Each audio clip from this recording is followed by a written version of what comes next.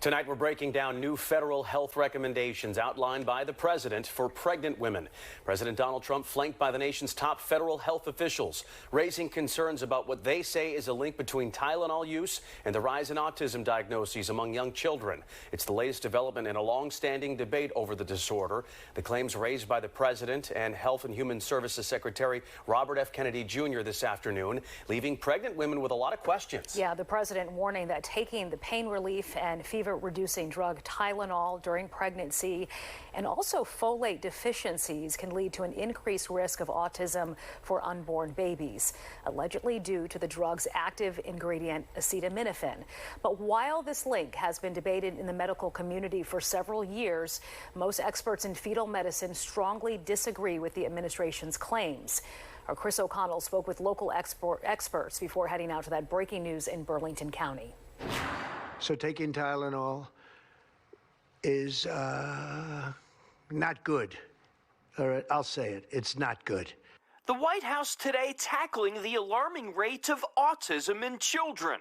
The Trump administration will start notifying doctors the use of acetaminophen, the active ingredient in Tylenol, during pregnancy can be associated with increased risk of autism. The FDA is responding to clinical and laboratory studies that suggest a potential association between acetaminophen use during pregnancy and adverse neurodevelopmental outcomes, including later diagnosis for ADHD and autism. The makers of Tylenol blasting the Trump administration for making the connection, saying in part, sound science clearly shows that taking acetaminophen does not cause autism. And medical societies are also pushing back, saying Tylenol is safe during pregnancy for pain and fever. The Society for Maternal Fetal Medicine and the American College of Obstetrics and Gynecology, or any number of other expert sort of bodies, they've all reached the conclusion that there's no strong evidence to support that acetaminophen use during pregnancy increases risk of autism or ADHD.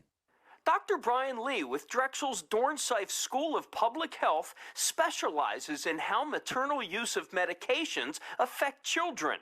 He says the standard of care for pregnant women is to use the lowest dose of acetaminophen for the shortest time possible.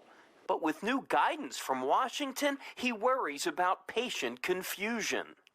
It's almost certain that this is going to cause a lot more confusion when you're receiving fragmented and dissenting messaging from our public health officials. And so, again, this is where I would hope that personal physicians are able to cut through that noise and help their patients receive the best care that they can get. And that was Chris O'Connell reporting.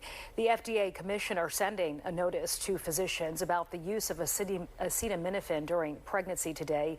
It reads in part, quote, "To be clear, while an association between acetaminophen and autism has been described in many studies, a causal relationship has not been established, and there are contrary studies in the scientific literature. Clinicians should consider minimizing the use of acetaminophen during pregnancy for routine low-grade fevers. This consideration should also be balanced with the fact that acetaminophen is the safest over-the-counter alternative in pregnancy."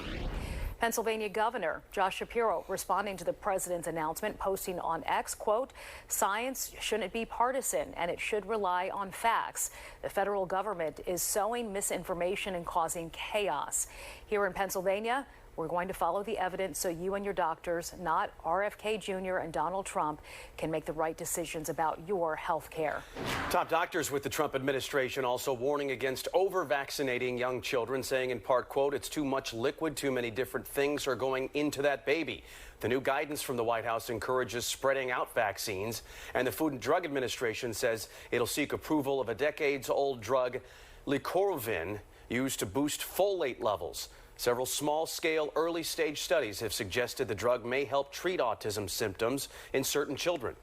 The developments don't end here as health officials continue to learn more about autism spectrum disorder and what causes it. So stay with Fox 29 and Fox Local for the latest.